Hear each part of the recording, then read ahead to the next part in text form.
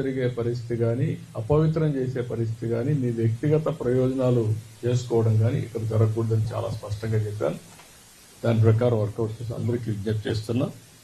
ఇంకో పక్కన దేశంలో, ప్రపంచంలో వెంకటేశ్వర స్వామి ఆస్తులన్నీ కాపాడడానికి కంకణం కట్టుకోనున్నాం.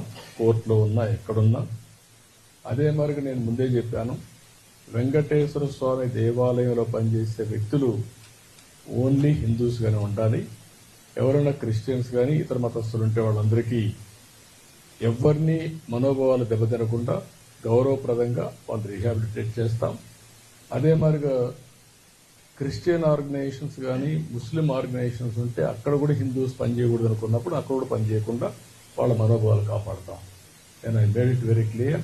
దానికి కట్టుబడి ఉన్నాం. ఆ చర్యలు తీసుకోమని కూడా మన వాళ్ళందరికీ కోరుతున్నా. ఇంకొక పక్కన దేశంలో ఉండే అన్ని రాజధానుల్లో వెంకటేశ్వర స్వామి దేవాలయం కట్టాలనేది ఒక నిర్ణయం, ఒక సంకల్పం చేశాం. దాని ప్రకారం అందరికీ విజ్ఞప్తి చేస్తున్నా. అక్కడ ముఖ్యమంత్రి కూడా రాస్తాం.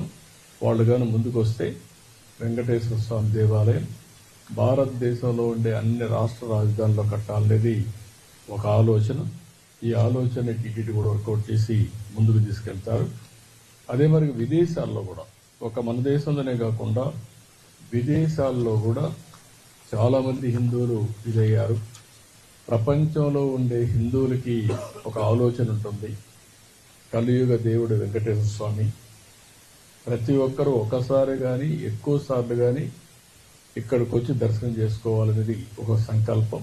ఈ వీడియో నచ్చితే లైక్ చేయండి. అలాగే మా ఛానల్ ని ఫస్ట్ టైం కనుక చూస్తున్నట్టయితే ఇప్పుడే సబ్స్క్రైబ్ చేసుకుని పక్కనే ఉన్న గంట సింబల్ ని యాక్టివేట్ చేసుకోండి. అప్పుడే మేము పెట్టే ప్రతి వీడియో మీకు నోటిఫికేషన్ గా వస్తుంది. అలాగే ఈ వీడియో పూర్తిగా చూసినందుకు ధన్యవాదాలు.